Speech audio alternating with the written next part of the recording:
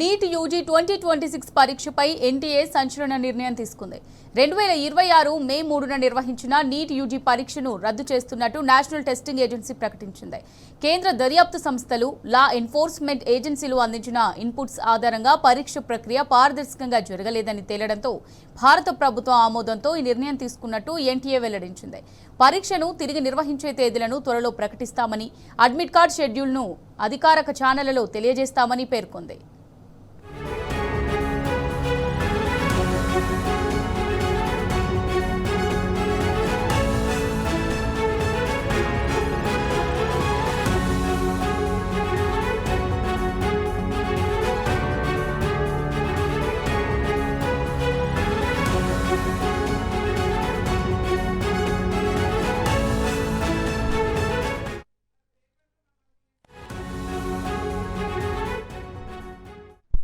NEET UG 2026 పరీక్షపై NTA సంచలన నిర్ణయం తీసుకుంది.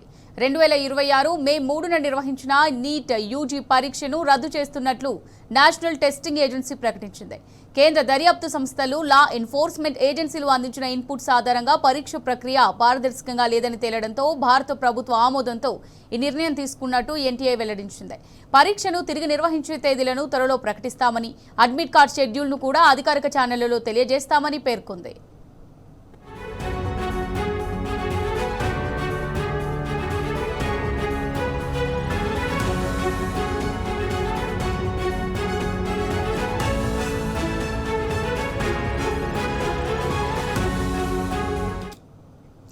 ఇదే అంశానికి సంబంధించి మరిన్ని డీటెయిల్స్ మా రిపోర్టర్ సురేష్ అందిస్తారు. సురేష్, మరి నీట్ ఎగ్జామ్ అయితే పారదర్శకంగా జరగలేదని చెప్పేసి క్యాన్సిల్ అయింది. దీనికి సంబంధించి మీ దగ్గర ఉన్న డీటెయిల్స్ ఏంటి?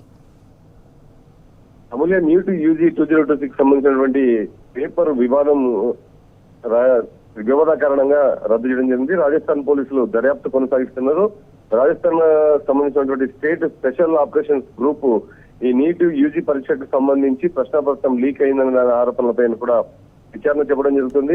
గెస్ట్ పేపర్ సంబంధించి కలకలం జరిగింది. పరీక్షకు సుమారు నెల రోజుల ముందే 410 ప్రశ్నలతో కూడిన ఒక గెస్ట్ పేపర్ విద్యార్థుల్లో అందుబాటులోకి వచ్చినటువంటి ఆరోపణలు ఉండడం కారణంగా ఈ ప్రశ్న పత్రాన్ని సంబంధించినటువంటి పరీక్షను క్యాన్సిల్ చేయడం జరిగింది.